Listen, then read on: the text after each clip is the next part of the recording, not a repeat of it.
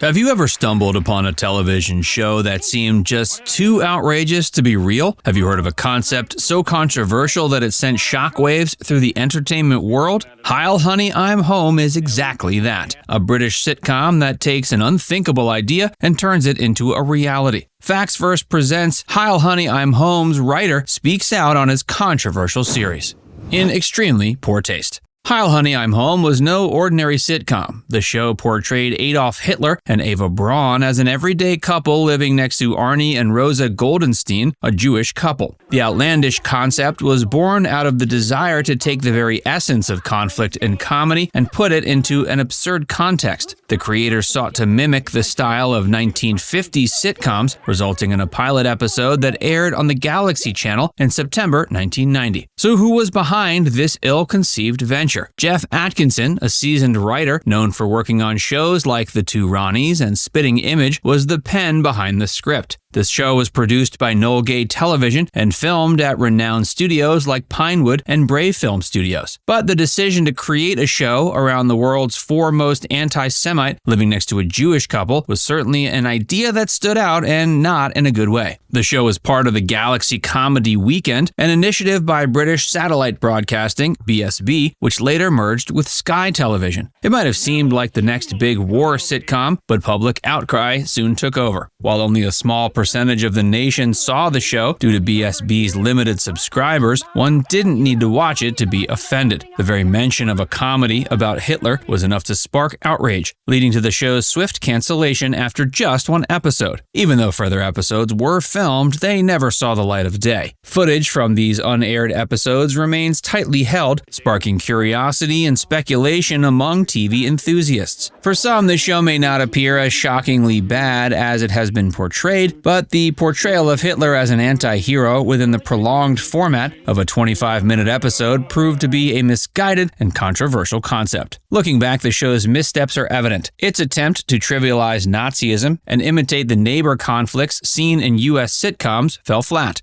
Though some appreciated the energetic performances and attempts at humor, the script's shortcomings led to an underwhelming execution of what could have been an exciting initial premise. So what was Geoff Atkinson, the show's writer, trying to accomplish with Heil Honey, I'm Home?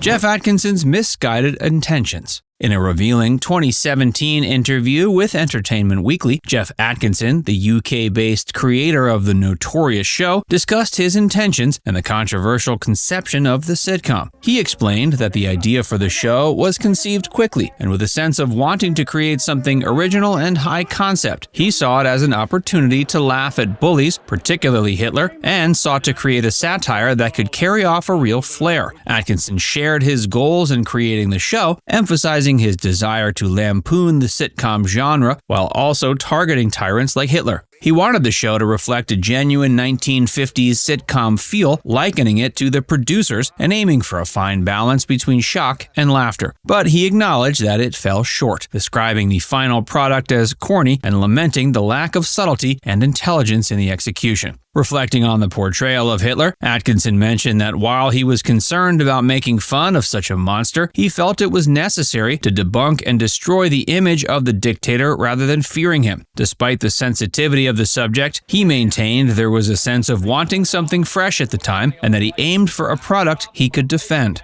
He did admit to some mistakes, feeling that the Goldenstein's character should have been more aware of the situation, and he expressed dissatisfaction with the dumb slapstick elements of the show. He emphasized that he wanted satire, not mere silliness, and reflected on the many things he would have done differently to achieve a smarter and subtler result. Throughout that EW interview, Atkinson also talked about the troubled production process, the sense of something not being right, and the doubts and tensions that plagued the project. He described the creation of the show as being like therapy, fraught with ifs and buts. When asked about how he feels today about the show, he said he doesn't resent it, referring to it as a problem child that gave him pleasure at times. He expressed that his belief that the premise still works for a dark comedy, and even speculated about revamping it in a show within a show format akin to 30 Rock. Discussing the broader role of comedy in skewering politicians, he praised shows like SNL and emphasized the importance of laughing at political figures to strengthen governments. Atkinson expressed his pride in the motives behind Heil Honey, I'm Home and his lack of embarrassment, while also voicing his frustration at not getting it right and his wish to have another chance. Overall, the interview revealed Atkinson's complex relationship with his cursed creation, reflecting a mix of ambition, humor, failure, and regret, along with an enduring belief in the potential of the concept. His reflections on the show offered a candid look into the challenges of bringing such a high-risk idea to life and his ongoing desire to see it realized in a way that aligns with his original vision.